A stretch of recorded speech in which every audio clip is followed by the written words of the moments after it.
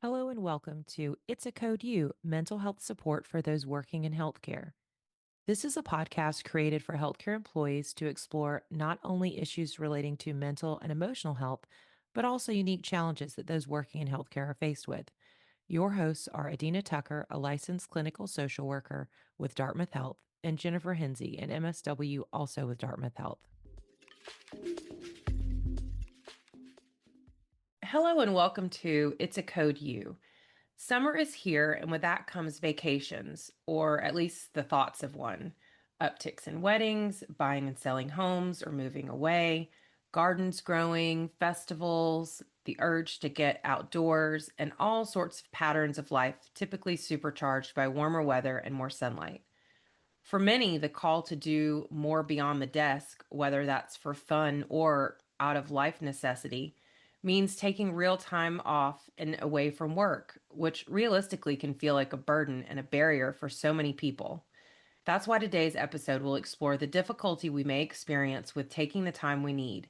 The idea is deceptively simple: taking time off of work. And whether it's one day, a long week, or an extended leave of absence, it's something so many of us struggle to do. Not because we don't want to rest or recover or have a life outside of work, but because of guilt, responsibility, and fear can make what's absolutely necessary to our health, well-being, and life feel almost impossible to attain. Well, let's start with the obvious. Healthcare does not stop. There's always going to be another shift, another patient, another emergency, paperwork. And for many of those working in healthcare, taking time off doesn't really feel like a break. Maybe it feels more like abandoning our post. And this can feel especially true for folks who work in understaffed units, or maybe they're in a solo role, or even in rural areas or specialized teams, because taking even just a single day off can mean patients will lose continuity of care, or perhaps your colleagues are picking up extra burden at work. Now, in our work with therapy clients, we've actually heard versions of this often. If I take a day off, everything changes for my patient, or I feel like I'm letting my team down when I go on vacation, and I'm the only one trained to handle this piece of the job. If I'm not there, it could all fall apart. Now, by and large, healthcare workers avoid taking time off due to fears about patient outcomes and the extra workload placed on their coworkers. And there is a lot of research that bears this out. The U.S. Surgeon General's advisory addressing health worker burnout, which was published in 2022, reported that many healthcare workers come to work sick rather than taking time off to heal because of a desire to not burden their colleagues with additional work, a belief that it's unprofessional to take a sick day, them not wanting to disappoint patients, and even sometimes a fear of being ostracized by colleagues. A 2023 survey by the Pew Research Foundation found that nearly half of workers who have paid time off say they typically take less time off than their employer offers. About half of these workers say they don't feel they need to take more time off, or they worry they might fall behind at work if they took additional time off.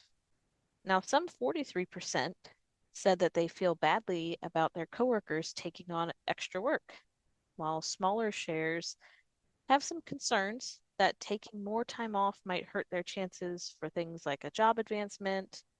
They might risk losing their job entirely, or say that their manager or supervisor actually discourages them from taking that time off. Adina, do you have any thoughts or personal experiences when you've perhaps struggled to take some time off?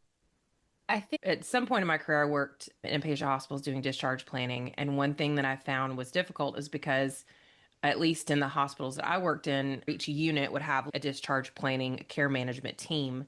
Not all hospitals do things the same way, but so if you were gone, then people would be just managing your caseload or your unit while you were gone. And I am type A, and I also previously worked for the government. So I'm under the whole guise of if it's not documented, it didn't happen. So I used to try to be pretty meticulous, and also because I want anyone who picked up what I was working on to be able to look at it, know exactly what had been done. Not everyone operates that way. So that was one thing that whenever I would, especially if there was like some difficult case patient discharges on, and I had to not be there, I would always be super stressed about it because I would come back and it would take me several hours just to figure out what was even going on. And then also there is that guilt of, okay, well, I like these people I work with and they're going to be overburdened with me taking a couple of days off. And so it's that it is hard because there people in healthcare are overworked. And so I do feel like that whole guilt about taking time off or even the anticipation of coming back and all the things waiting for you because you don't just have to sift through those, you also have to be ready on a dime to deal with whatever's already there. So that can be very, very difficult. Yeah, yeah, for sure. That seems like it would. Yeah, that sounds like a lot to balance. Jennifer, do you have any personal things to share about any anxieties or struggles you've had with taking time off work? You know, actually, something very recent, something that's happening right now as we speak. So, as you know, Adina, I'm coming up on taking some maternity leave. And I mean, really, in my whole adult working life, this will be the longest leave of absence I've taken from a job. And that is very daunting. And a lot of these things, right, that we mentioned just at the beginning of the episode here, all things swirling through my mind, right? And it's interesting too because it's like maternity leave. I can't just be at my desk and have a baby and keep it moving. I mean, it's truly, truly, truly essential time. I mean, all of our time off is essential, one way or the other. But really, just trying to ground myself in that, and not not trying to do so many different mental gymnastics where I'm trying to validate it by making it worthy to take this pause, right? Like it can just be worthy because it is, and that's okay, you know. So yeah, that's been something to wrestle with for sure. Yeah, it's that is an extended period of time, but you want to focus on, you know, your new baby and all the baby things. Yeah, yeah, yeah, it's important, right? Important. And also, right, I feel like I need to acknowledge it's definitely a privilege to be able to take a large amount of time for maternity leave for sure. Because I know in so many people's lives that amount of time or even having any time at all doesn't exist, which is a real problem in our culture, in our country, for sure. Well, and previously related to that, I'll just share this in case anyone else is this is resonates with anyone else who's works in well at all, but even in healthcare. So I used to work for a medical center, but I worked in an outpatient clinic. And every time I would have to, as you know, towards the end of your pregnancy, you have weekly appointments. And sometimes you have more than weekly appointments, depending on what's going on with your pregnancy or if you're interviewing pediatricians, all that fun stuff. And the director of the program was very aggravated with me for any time I would need to. She was just like, I don't understand why you have to go to the doctor so much. It seems unnecessary. So it was already that kind of experience. But then I got pregnant and I was like a little bit shy of being there a year when my due date was. So I didn't qualify for FMLA. So they were like, well, you can take 6 weeks. I tried to say, well, could I come back part time for a little bit? And they were just like, no. And so at the time I was not making a ton of money. I mean, this was almost 18 years ago in my career. And I was a social worker, which, is not all social work jobs like pay very well. I also was commuting when there wasn't traffic, 45 minutes. So when there was traffic, it would take me an hour and a half. And daycare in the area where I lived was like, I figured out. And by the time I paid for daycare and gas and stuff, I was only going to make a couple $100 a month. So I ended up just quitting altogether. And that's how I became a stay-at-home mom for 10 years because financially it just didn't. And it was definitely a struggle for us because we had to like really budget and there was a lot of things we couldn't do. But I know a lot of people are faced with that kind of decision where you're not even allotted any time. And then it's hard. I feel like we, by we, I mean society, makes it very hard for us, for people to take care of themselves and do what is just like human basic care. The National Academy of Medicine launched the Action Collaborative on Clinician Well-Being and Resilience to promote education and awareness around the importance of clinician wellness, recognizing that the health of providers is vital to delivering safe, high-quality care. However, the collaborative highlights a deeply concerning trend. High levels of burnout are affecting healthcare workers across the board. Reports indicate that between 35 and 54% of nurses and physicians and 45 to 60% of medical students and residents are experiencing significant burnout. Using PTO days as mental health days can help reset feelings of being emotionally and mentally exhausted. So let's talk a little bit about the emotional weight, right? The guilt, identity, and invisible pressure. So, why does stepping away from work feel so personal? Well, first of all, it's not always about leaving behind a large workload for our coworkers to absorb. If you're listening right now and you work or have worked in the healthcare field, you're probably all too familiar with the profession's culture of self sacrifice. While empathy, compassion, and dedication are hallmarks of patient care, these qualities can lead to working too hard, not taking time off, and burning out. Healthcare has long held a culture of silence around discussing mental health, burnout, and well being while expecting the workforce to simply accept the high stress conditions. In an article published by the Leeds Business School in England at the beginning of this year, Dr. Esther Bolt, a postdoctoral research fellow at Leeds University who examines the relationship between nurse identity and their well being, found that nurses often push themselves so hard to meet their patients' needs that they neglect their own health. Nursing often reinforces the culture of self sacrifice with an unspoken expectation that nurses should prioritize patient needs, which often does come at the expense of personal well being. And although Dr. Bolt's work studies a population that's across the pond, there's no denying the shared culture between American healthcare and nursing profession and that of the UK. Dr. Bolt's interviews with nurses, which highlight the emotional toll of this. Several nurses mention feeling guilt when calling in sick, knowing their patients and colleagues depend on them. Some described how increased workloads due to colleagues' absences eventually left them too overworked to continue.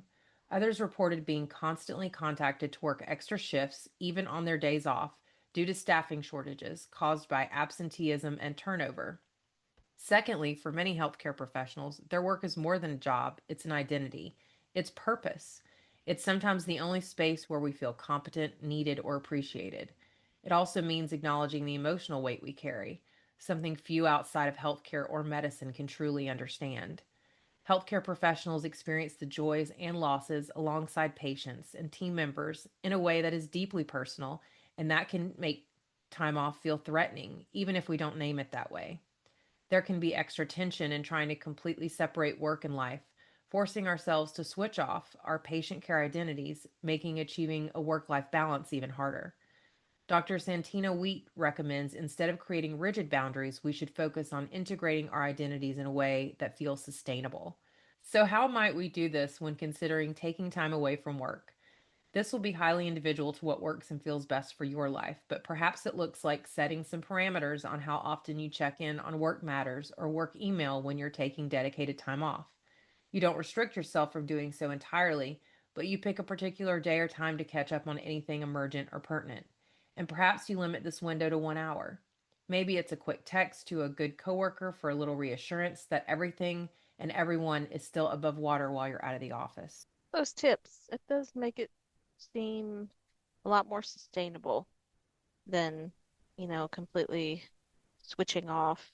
Yeah, the identity that a lot of healthcare workers carry into all facets of their life, not just when they're in the clinic or on the job. Now let's talk about what we can do about it. Well, first we can name it. Taking time off in healthcare is emotionally and systemically hard, and we shouldn't gaslight ourselves by pretending that it's not. But we can also get curious about where the story came from. Whose needs are you prioritizing? And what would it mean to let yourself rest, even if the system keeps on spinning? Next, let's get a little practical. Here are some things you can do this week to begin shifting your relationship to rest and time off. First, acknowledge the guilt you might be feeling. That doesn't mean you have to obey it. You could simply say to yourself, I can feel guilty and still take care of myself. You can also plan for your absence with clarity, not with apology. Your out of office email can be brief and clear. I'm away and offline to recharge. I will return on such and such date. Thank you for understanding, period. You could schedule a transition buffer. So maybe block 30 to 60 minutes on your first day back for reorienting yourself to the job, to what's been going on while you've been out. You don't owe your full self the very moment that you return. You're allowed to take some time to catch up. And it's important to do that too.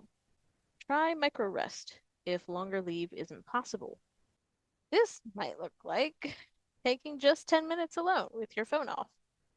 Perhaps it's a little walk in the middle of your day, or a 1 day boundary around messaging. Small rests matter too. And talking about this with your peers. Let's normalize taking time off and prioritizing rest. Perhaps it could be made a topic in huddles or staff meetings, because rest can become easier when it's modeled. Now let's try a reframe. Time off is not selfish, it's sustainable. Time off is not abandonment, it's recalibration. And when you're taking time off, you're not stepping away from care. You're stepping back so you can return with greater capacity. One way to visualize this is you can think of yourself as a well. You draw water for everyone, patients, coworkers, family. But if you never refill that well, you might run dry. So taking time off is digging deeper and replenishing that water. And you don't owe anyone an apology for maintaining your own humanity. Even one day, one real day, where you're not responding to messages, not overfunctioning, can reset your nervous system and your sense of self. Let's talk about some mindset shifts to help manage that time away guilt. So, Catherine Lee, a New York based mental health counselor, shares the following mindset shifts that can set you up for success and relieve guilt while taking time away from work. Good work is not rewarded by rest. Rest precedes good work. Rest is productive, and we cannot produce good work if we are depleted. Another mindset shift is release control. There are things you cannot control, especially when you are working with a team. Let go and trust that you and they are competent to respond to situations that may arise. The next shift is you cannot please everyone. And I'm sure if you work in healthcare, you're well aware of this one. So shifting this to use in a different way might be pretty easy. As much as you'd like to please everyone, it's impossible. Prioritize you and your needs instead. And lastly, perfection is impossible. Everything might not be tied in a neat bow for your departure, but remember, that's okay. And the last thing we want to talk about is just giving yourself permission.